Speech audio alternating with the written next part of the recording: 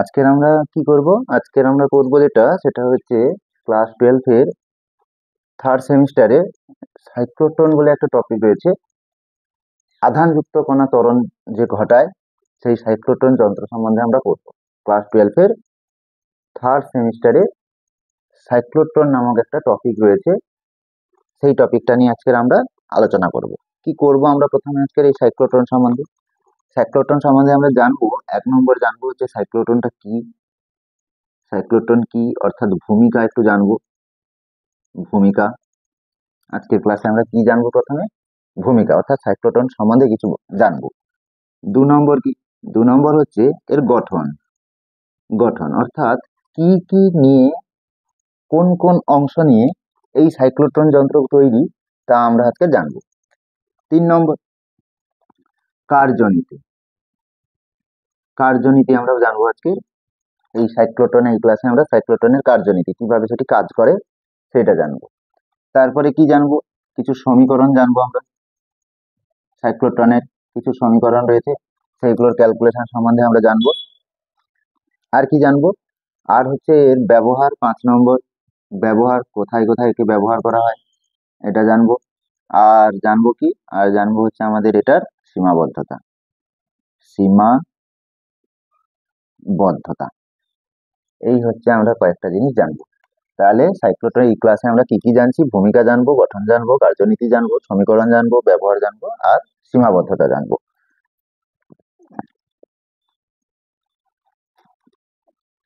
প্রথমে কি করব আমরা? প্রথমে দেখি আমরা সাইক্লোট্রনটা কি অর্থাৎ ভূমিকাটা কি। ভূমিকা অর্থাৎ সাইক্লোট্রন কি সেইগুলো আমরা জানবো।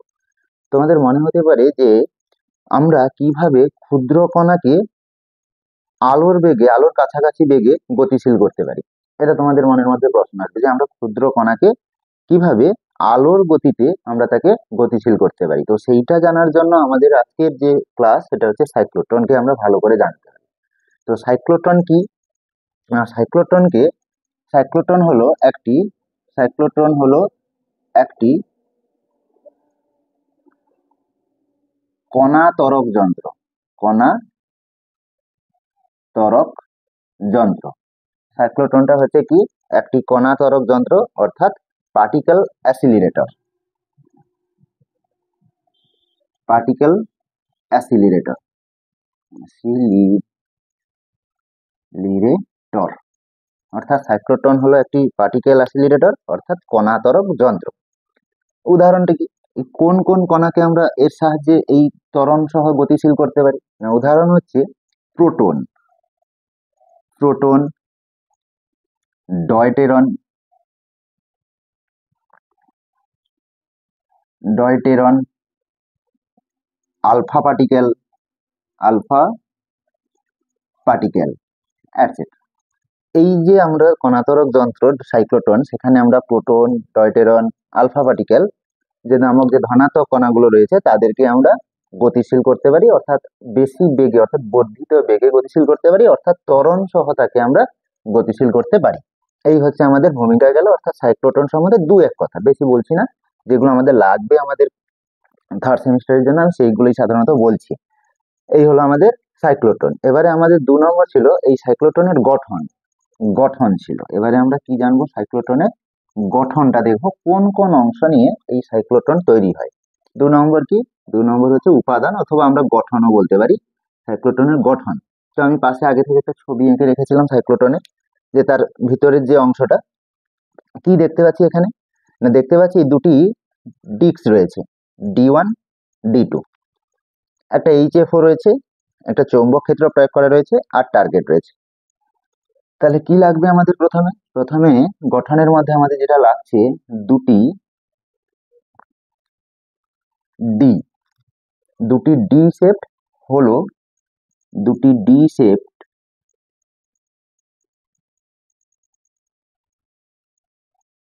দুটি ডি শেপড, ডির মতন দেখতে হবে বলে ডি শেপড বলা হয়। দুটি ডি শেপড হলো চেম্বার, হলো চেম্বার। এটা 1 নম্বর অংশ। এই যে D1 D2 এটাই হচ্ছে ডি শেপ বলা হয়, ডিস বলা হয়, ডিস। এই যে D1 এবং D2 এই দুটোই হচ্ছে ডি শেপ হলো chamber.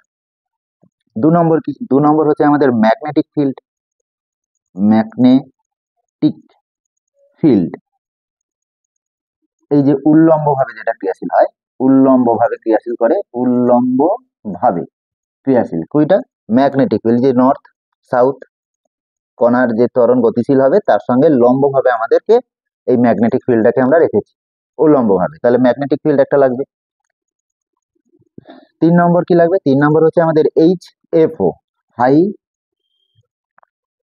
Frequency, high frequency oscillator, oscillator উচ্চ কম্পাঙ্কযুক্ত অনুনাদ, উচ্চ কম্পাঙ্ক যুক্ত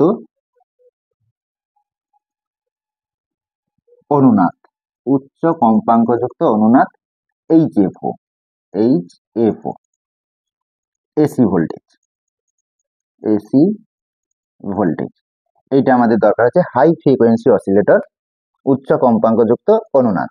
আর কি লাগবে? ইলেকট্রিক ফিল্ড, এটা তৈরি করার জন্য আমাদের দরকার হয়। আর হচ্ছে 4 নম্বর হচ্ছে vacuum tube, vacuum center, vacuum vacuum vacuum chamber. আর 5 নম্বর কি লাগবে? 5 নম্বর লাগবে আমাদের টার্গেট, অর্থাৎ যাকে গিয়ে সে আঘাত করবে, টার্গেট লক্ষ্যবস্তু। এই যে এখানে আমাদের টার্গেট রয়েছে, তাহলে এখানে একবার আমরা দেখে নিই গঠনে, দুটি ডি শেপের চেম্বার রয়েছে, হোলো শেপ চেম্বার রয়েছে, ম্যাগনেটিক ফিল্ড রয়েছে, উল্লম্বভাবে ক্রিয়াশীল করছে, HFO মানে হাই ফ্রিকোয়েন্সি অসিলেটর রয়েছে, উচ্চ কম্পাঙ্কযুক্ত অনুনাদ, ভ্যাকুম চেম্বার রয়েছে, আর কি রয়েছে? আমাদের টার্গেট রয়েছে। এই টার্গেট মানে যাকে সেই উচ্চ ত্বরণযুক্ত যে কণাটা যাবে বেরিয়ে আসবে, সে যাকে গিয়ে আঘাত করবে সেটা হচ্ছে টার্গেট, লক্ষ্যবস্তু আমাদের এখানে রয়েছে। এবারে 3 নম্বর কি? এই হচ্ছে আমাদের গঠন। এবারে 3 নম্বর কি? 3 নম্বর আমরা পড়বো যেটা, সেটা হচ্ছে কার্যনীতি, ওয়ার্কিং প্রিন্সিপাল, কিভাবে এটি কাজ করে, কিভাবে এটি কাজ করে, অর্থাৎ ওয়ার্কিং প্রিন্সিপাল সম্বন্ধে আমরা জানবো। 3 নম্বর কার্যনীতি, কার্যনীতি ওয়ার্কিং ওয়ার্কিং প্রিন্সিপাল, প্রিন্সিপাল অর্থাৎ কার্যনীতি। কি রয়েছে? উচ্চ কম্পাঙ্কযুক্ত অসিলেটর যুক্ত রয়েছে, মানে তড়িৎ ক্ষেত্র দেওয়া রয়েছে, ম্যাগনেটিক ফিল্ড দিয়েছি অর্থাৎ চৌম্বক ক্ষেত্র রয়েছে আমাদের এখানে। এবারে কি করব? একটি কণাকে, সে প্রোটন হতে পারে বা ডয়টরিয়াম হতে পারে বা আলফা পার্টিকেল হতে পারে, সেই আহিত একটা কণাকে, আধানযুক্ত একটা কণাকে আমরা এই সেন্টারে ছেড়ে দেবো। কোথায়? এই যে দিকটা রয়েছে D1 D2, এদের সেন্টারে, যে সেন্টার, এইখানে আমরা একটি আহিত কণাকে ছেড়ে দিলাম। হলো, আমি পয়েন্ট করে করে লেখার চেষ্টা করছি। এ পয়েন্ট কি? এই পয়েন্টে আমরা কি করব তাহলে? আধানযুক্ত কণাকে কেন্দ্র থেকে প্রবেশ করিয়ে দেবো। আধানযুক্ত কণাকে প্রথমে আমরা কি করছি? আধানযুক্ত কণাকে, কোনো একটা আধানযুক্ত কণাকে কেন্দ্র থেকে প্রবেশ করানো হলো, কেন্দ্র থেকে প্রবেশ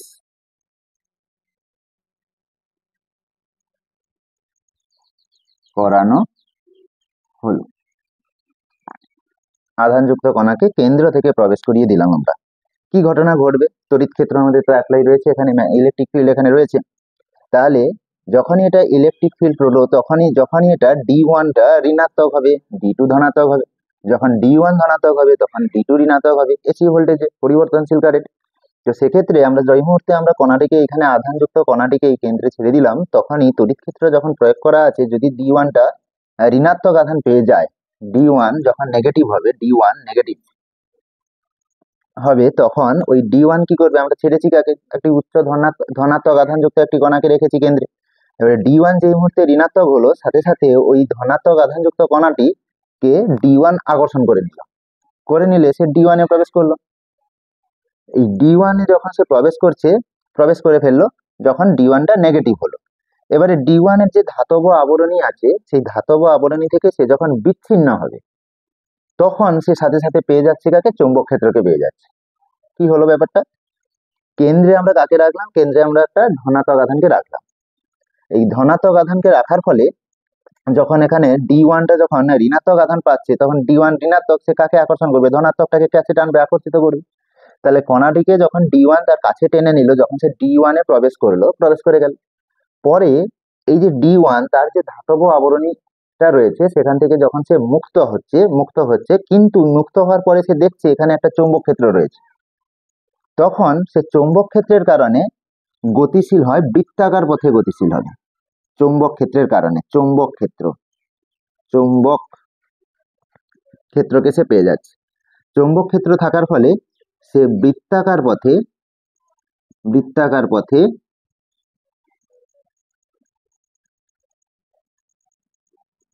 গতিশীল হলো। এবারে এইখান থেকে সে বৃত্তাকার পথে এই যে প্রবেশ করলো, বৃত্তাকার পথে গতিশীল হয়েছে, আবার বেরোলো। ঠিক বৃত্তাকার পথে থেকে সে গতিশীল হওয়ার ফলে যখন সে আবার বেরিয়ে আসছে, বেগ বাড়ছে। এই বৃত্তাকার পথে গতিশীল হওয়ার কারণে তার কি হচ্ছে, বেগ বাড়ছে, ত্বরণ বাড়ছে। এই যত তার বেগ বাড়ছে তত তার ব্যাসার্ধও কিন্তু তার বাড়ছে ধীরে ধীরে। এবারে বৃত্তাকার পথে গতিশীল হয়ে সে বেশি বেগ নিয়ে D2 তে আবার প্রবেশ করলো, D2 তে প্রবেশ করে ফেল, D2 তে প্রবেশ করলো। আগে যেখানে D1টা, কেন D1 এ প্রবেশ করলো, D1 থেকে কেন D2 তে কেন প্রবেশ করলো, কারণ D1 উল্টো ভাবে সে ততক্ষণে ঋণাত্মক হয়ে চলে গেছে D2। এবারে D2 ঋণাত্মক, আর এখানে ছাড়া ছিল কাকে, ধনাত্মক আধানকে। তাহলে D2 টা ঋণাত্মক হওয়ার কারণে সে ধনাত্মক আধানকে আবার টেনে নিল তার মধ্যে। চৌম্বক ক্ষেত্র আছে, বৃত্তাকার পথে ঘুরছে, এইভাবে সে ঘুরতে থাকছে। D1 থেকে D2, আবার পরে আবার D1, আবার D2, এইভাবে সে পরিক্রমণ করছে, মানে ঘুরতে থাকছে। এবারে এইভাবে ঘুরতে ঘুরতে সে যত তার বেগ বাড়ছে, বর্ধিত বেগ নিয়ে সে প্রবেশ করবে, বর্ধিত বেগে D2 তে প্রবেশ করে। আবার যখন D2 থেকে বেরিয়ে আবার যখন D1 এ প্রবেশ করবে, তখন সেখানে আরো একটু বেশি বেগ নিয়ে সে D1 এ প্রবেশ করলো। একইভাবে আবার যখন D1 থেকে বেরিয়ে D2 তে প্রবেশ করবে, সে আবার একটু বর্ধিত বেগ নিয়ে সে D2 তে প্রবেশ করবে। এইভাবে যখন সে একটা ডিস্ক থেকে অপর ডিস্কে যাবে, তখন তার বেগটা পরপর বাড়ছে, অর্থাৎ ত্বরণটা বাড়তে থাকছে। ত্বরণ বাড়লো, বেগ বাড়ছে, বেগ বাড়লো মানে ত্বরণটা বর্ধিত হলো, ত্বরণটা বাড়লো। চৌম্বক ক্ষেত্র থাকার ফলে সে বৃত্তাকার পথে গতিশীল হচ্ছে। এইভাবে যত তার বেগ বাড়ছে, আমরা আর সমান mv/qb রাশিমালা থেকে কি বলতে পারি, আর সমান mv/qb থেকে আমরা দেখতে পাচ্ছি বেগের সাথে আরটা, অর্থাৎ ভির সাথে আর সমানুপাতিক সম্পর্ক। অর্থাৎ বেগ যত আহিত কণার বেগ যত বাড়বে, আহিত কণার বেগটা যত বাড়তে থাকবে, তত তার ব্যাসার্ধ কিন্তু তত কি হতে থাকবে, বাড়তে থাকবে। এই যে বেগ বাড়ছে, বর্ধিত বেগে সে একটা ডিস্ক থেকে অপর ডিস্কে ঢুকছে, তখনই তার ব্যাসার্ধ তত বেড়ে যাচ্ছে। তাহলে কি দেখা গেল, ইলেকট্রিক ফিল্ড ত্বরণ সহ কণাকে গতিশীল করছে, ইলেকট্রিক ফিল্ডটা ত্বরণ সহ কণাকে গতিশীল করে। ম্যাগনেটিক ফিল্ড চৌম্বক ক্ষেত্র বৃত্তাকার পথে গতিশীল করে। কি ব্যাপারটা দাঁড়ালো তাহলে আমাদের এখান থেকে, ইলেকট্রিক ফিল্ড কি করছে, ত্বরণ ঘটাচ্ছে, ত্বরণ বর্ধিত করে। ম্যাগনেটিক ফিল্ড কি করছে, ম্যাগনেটিক ফিল্ড তাকে বৃত্তাকার পথে ঘোরাচ্ছে, বৃত্তাকার পথে ঘোরাচ্ছে। ইলেকট্রিক ফিল্ড ত্বরণ সহ তাকে বর্ধিত করছে, ম্যাগনেটিক ফিল্ড তাকে বৃত্তাকার পথে ঘোরাচ্ছে। প্রতিবারই যখন সে ডি থেকে ডি তে যাচ্ছে, প্রত্যেকটা ক্ষেত্রে এই ডি থেকে সেই ডি, আবার সেখান থেকে এই ডিতে যখন যাচ্ছে, তখন ইলেকট্রিক ফিল্ড তার ফেজ পরিবর্তন করছে। কি করছে, ফেজটাকে পরিবর্তন করে। তখন সেটি বেশি গতিতে একটা ডি থেকে অপর একটা ডিতে প্রবেশ করে। কি বললাম, যখন সে ডি থেকে ডিতে প্রবেশ করছে, একটা ডি থেকে অপর একটা ডিতে, আবার সেখান থেকে বেরিয়ে যখন অপর একটা ডিতে প্রবেশ করছে, তখন এই ইলেকট্রিক ফিল্ড তার ফেজ ঘটায়, ফেজ পরিবর্তন করে, ফেজ পরিবর্তন করে। এই ফেজ পরিবর্তন করে বলেই তার ত্বরণ ধীরে ধীরে বাড়তে থাকে, অর্থাৎ সে বেশি বেগ নিয়ে চলতে থাকে।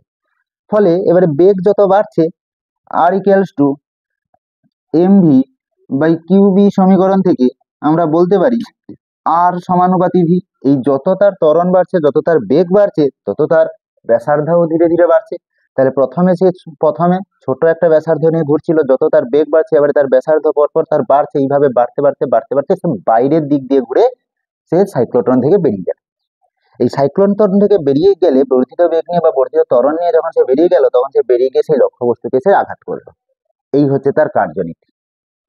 চৌম্বক ক্ষেত্র, ম্যাগনেটিক ফিল্ড বৃত্তাকার পথে কণাটাকে ঘোরাচ্ছে। ইলেকট্রিক ফিল্ড কণাটাকে বর্ধিত ত্বরণ করে দিচ্ছে।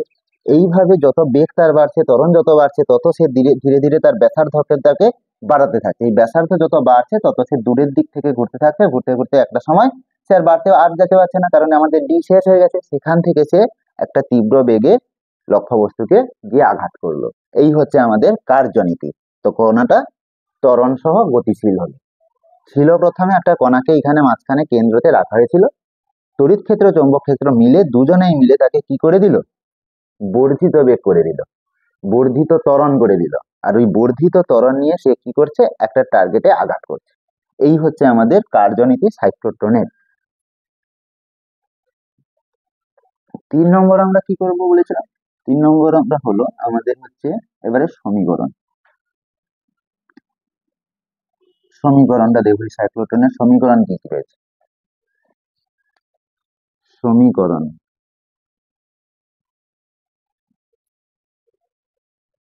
মনে করি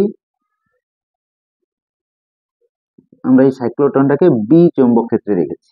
বি চৌম্বক ক্ষেত্র এখানে রাখা হলো। চৌম্বক ক্ষেত্র কত এখানে ক্রিয়াশীল? বি চৌম্বক ক্ষেত্র। কণাটা ঘুরছে কত বেগে? কণা গতিশীল, কণা গতিশীল ভি বেগে। কণাটা ভি বেগে বলবো না, ভি দ্রুতিতে গতিশীল, ভি দ্রুতিতে গতিশীল। তাহলে এখানে যে চৌম্বক ক্ষেত্রটা প্রয়োগ করা হয়েছে সেটা কত? বি চৌম্বক ক্ষেত্র। আর কণাটা কি? কণাটা হচ্ছে ভি দ্রুতিতে গতিশীল। লম্বভাবে উল্লম্বভাবে এখানে আমাদের প্রয়োগ রয়েছে এই বি চৌম্বক ক্ষেত্র এবং কণা গতি তারা পরস্পর সমকোণী ক্রিয়াশীল, অর্থাৎ B perpendicular to V. Theta কোণ তাহলে কত? Theta equals to 90 degree. এবারে যেহেতু চৌম্বক ক্ষেত্র এখানে প্রয়োগ রয়েছে, তাহলে কণাটি কত চৌম্বক বল অনুভব করবে? চৌম্বক বল এফ সাফিক্স এম, ম্যাগনেটিক ফিল্ডের জন্য আমি এম দিচ্ছি, এফ সাফিক্স এম সমান Q V B sine theta. এই তো আমাদের চৌম্বক বলের সমীকরণ। তাহলে যেহেতু চৌম্বক ক্ষেত্রে আমার এখানটাকে রাখা হয়েছে, কণাটা তাহলে কত চৌম্বক বল অনুভব করছে? Q V B sine theta. Theta কত এখানে? যেহেতু চৌম্বক ক্ষেত্র এবং বেগ ভি তারা দুজনে সমকোণে রয়েছে, তাহলে Q V B sine 90। Sine 90 মান 1, তার মানে কিউ ভি বি এটা সর্বোচ্চ চৌম্বক বল সে অনুভব করছে। সমকোণে থাকলে সর্বোচ্চ চৌম্বক বল অনুভব করে।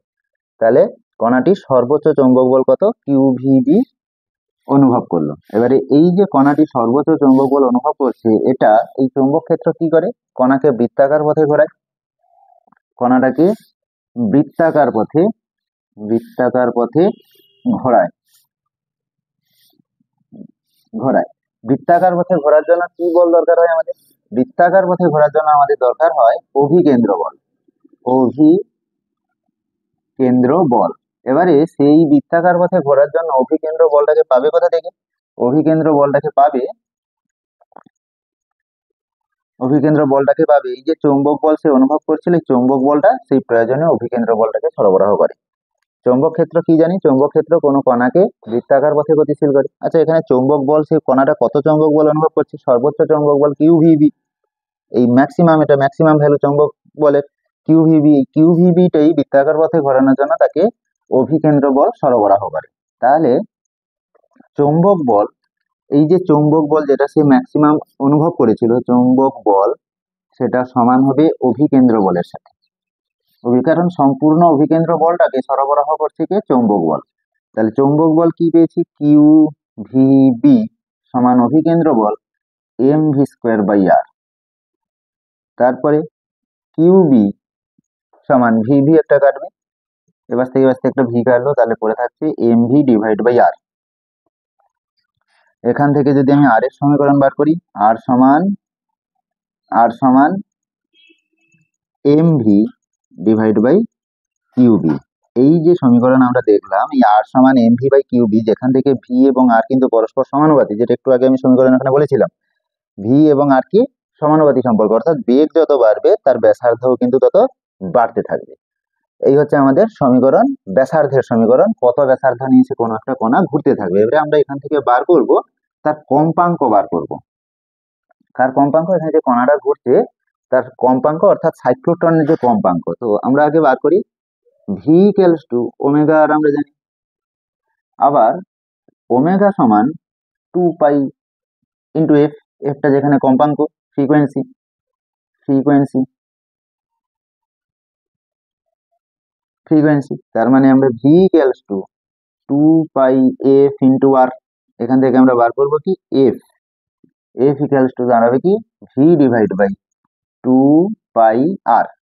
আর মানে ব্যাসার্ধ। এই ব্যাসার্ধ পাবো কোথায়? একটু আগে ব্যাসার্ধ আমরা বার করে নিয়েছি। ব্যাসার্ধের সমীকরণ, এখানে আমরা ব্যাসার্ধের সমীকরণটা বসিয়ে দিই। ব্যাসার্ধের সমীকরণ বসালে কি দাঁড়াবে? V divide by 2 pi 2 pi. আচ্ছা, আর ইকুয়ালস টু কি পেয়েছিলাম যেন? আর ইকুয়ালস টু পেয়েছিলাম M V by Q B. R equals to আমরা কি পেয়েছিলাম? M V by কিউবি।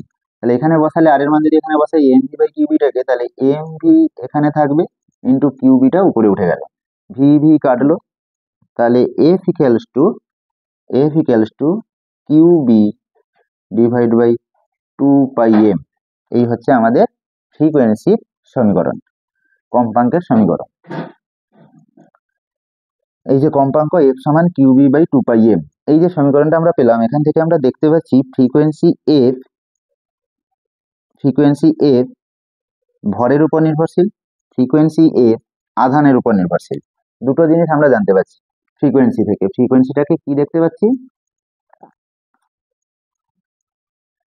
ফ্রিকোয়েন্সিটা এফ, এটাকে বলা হয় সাইক্লোট্রন কম্পাঙ্ক। এই যে এফটা, এটাকে বলা হয় সাইক্লোট্রন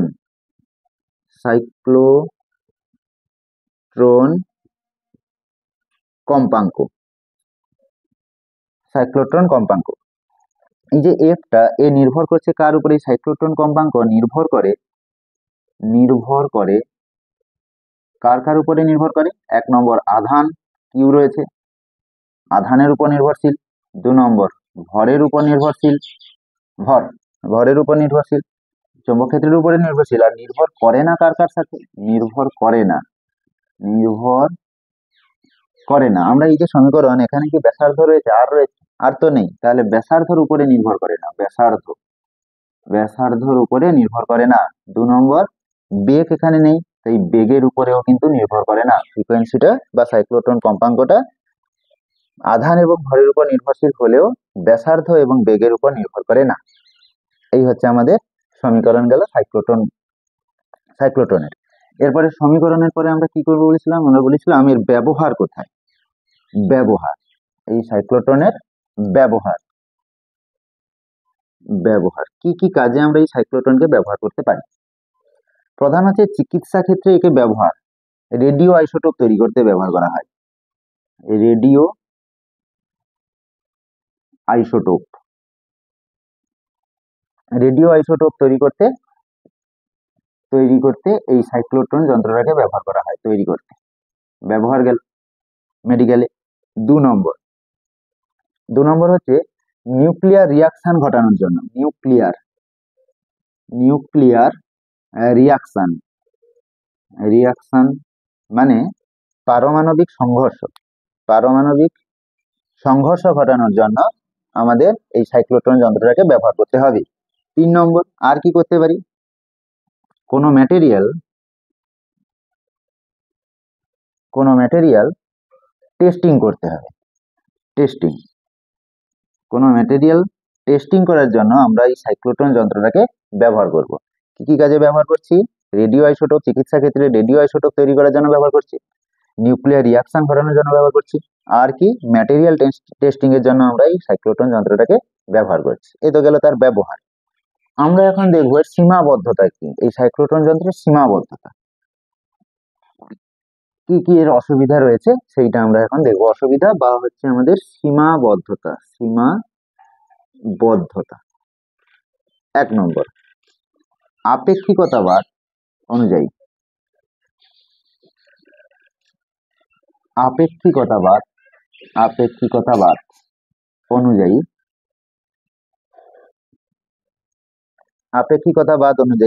কণার ভর অত্যন্ত বেশি হয়ে যায়, কণার ভর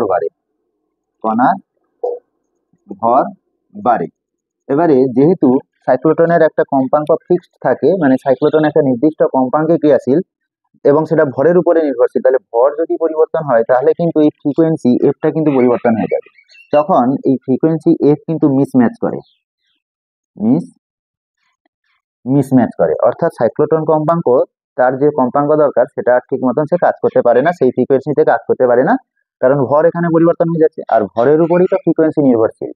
তাহলে সেক্ষেত্রে ফ্রিকোয়েন্সি আমাদের মিসম্যাচ হয়ে গেল, এটা একটা সীমাবদ্ধতা।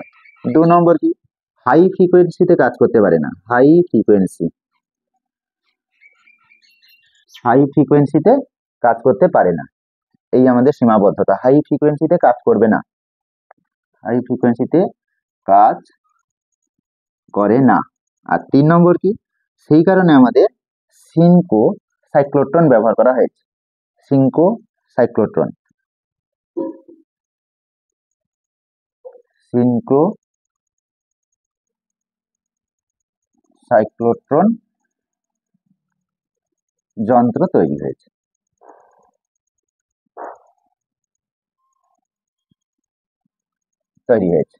এই হচ্ছে আমাদের সীমাবদ্ধতা। এবারে তাহলে আমরা এখন শেষে তাহলে আমরা কি আসতে পারি, সিদ্ধান্ত কি, আমরা কি সিদ্ধান্তে আসি, সাইক্লোট্রনের ব্যাপারটা কি দাঁড়ালো। সাইক্লোট্রন হলো, আমরা কি সিদ্ধান্তে এলাম,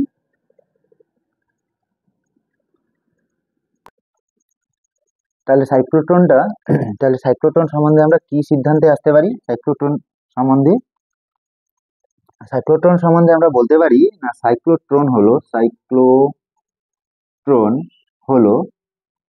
ক্ষুদ্র কণার স্পিড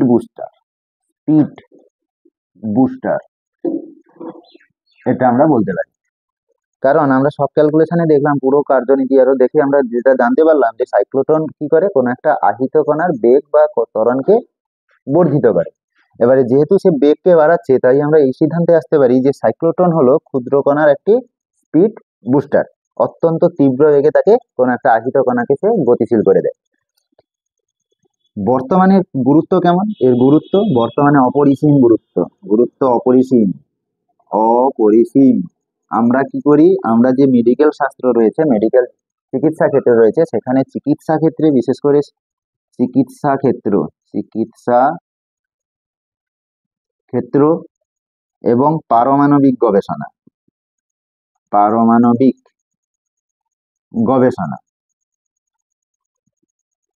এই দুটি ক্ষেত্রে এর অবদান অত্যন্ত গুরুত্বপূর্ণ। এর ভিত্তি চিকিৎসা ক্ষেত্র এবং পারমাণবিক গবেষণার এই ভিত্তিটাই হচ্ছে আমাদের এখন সাইক্লোট্রন, যে হচ্ছে স্পিড বুস্টার। সেই সাইক্লোট্রন চিকিৎসা ক্ষেত্র এবং পারমাণবিক গবেষণাতে খুব গুরুত্বপূর্ণ একটা ভূমিকা রাখে। এই হচ্ছে আমাদের আজকের যে ক্লাসটা হলো, সেটা হচ্ছে আমাদের সাইক্লোট্রন যন্ত্র নিয়ে আমরা ক্লাস আলোচনা করলাম। এর সম্বন্ধে আরো কিছু যদি জানতে হয়, আরো যদি এর গণিত যদি আমরা জানি, এর ক্যালকুলেশন যদি জানতে হয়, তাহলে আমাদের ইউটিউব চ্যানেলকে সাবস্ক্রাইব করতে হবে এবং বেল আইকন থেকে প্রেস করতে হবে, যাতে আমরা যখন অঙ্কগুলো করাবো তখন সাথে সাথে তোমাদের ফোনে চলে যায় এবং তোমরা সেটা দেখতে পারো।